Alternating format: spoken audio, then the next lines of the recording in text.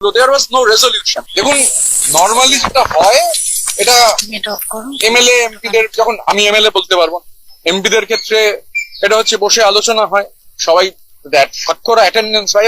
এবারে যেটা হয়েছিল আমি বলেছি, যে কারণে আমি আর সন্দীপন চিঠি দিয়েছিলাম, যে প্রথম যখন আমরা দেখি যে সই যে জাল হচ্ছে, জাল প্র্যাকটিক্যাল, কারণ যে বিধায়ক নেই, আমি আরো অনেক পরে সই করেছিলাম, আমরা দেখছি ও মাস যে অনেকগুলো ব্লক লেটারে হচ্ছে নাম লেখা রয়েছে। এখন ব্লক লেটারে কেউ নাম লেখেন না, ব্লক লেটারে যেহেতু নাম লেখা রয়েছে, আমরা তখন খুঁজে দেখলাম, আরে আমি বিধায়কদের নাম বলবো না, অনেকেই পুলিশের কাছে বলেছেন, একজন বিধায়ক তো আবার বাড়ি থেকে বেরোচ্ছে, যার ফলে তার টাওয়ার লোকেশনটা গোটাটাই একই জায়গায়, কোনো মুভমেন্ট নেই।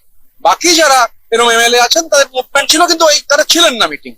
স্বাভাবিকভাবে ধরুন এই ব্যাক ডেটে আমরাই তো সই করেছি, আমরা তো 19 তারিখে করেছি। আপনি যদি বলেন কেন করেছেন, ওখানে পরিবেশ পরিস্থিতি ছিল, করেছি, আমরা করতে হয়েছে। কিন্তু সেখানে করতে গিয়ে দেখি যে সই একরকম, সই এক জিনিস, যে এমএলএ নেই সেই এমএলএ দের নাম ব্লক লেটারে লেখা হয়ে যাচ্ছে। এবং আমার যে চিঠিটা সেটা তো পাবলিক ডোমেনে এসেছে, মানে আমাদের যে চিঠিটা আমার আর সন্দীপনের পাবলিক ডোমেনে সেটা আছে। তো স্বাভাবিকভাবে আমরা কি লিখেছি সেখানে আপনারা জানেন।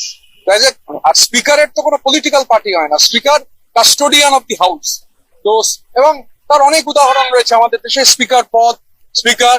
তো স্বাভাবিকভাবে মানে স্পিকারকে অ্যাড্রেস করা হয়েছে, আমি যেটা দেখলাম, এখনো দেখিনি আর কি। স্বাভাবিকভাবে আমরা যখন যেটা করেছিলাম তাতে কিন্তু ওটা অ্যাটেন্ডেন্স ছিল, দেয়ার ওয়াজ নো রেজলিউশন। আমরা কোনো রেজলিউশনে সই করিনি, এটা বলতে পারি।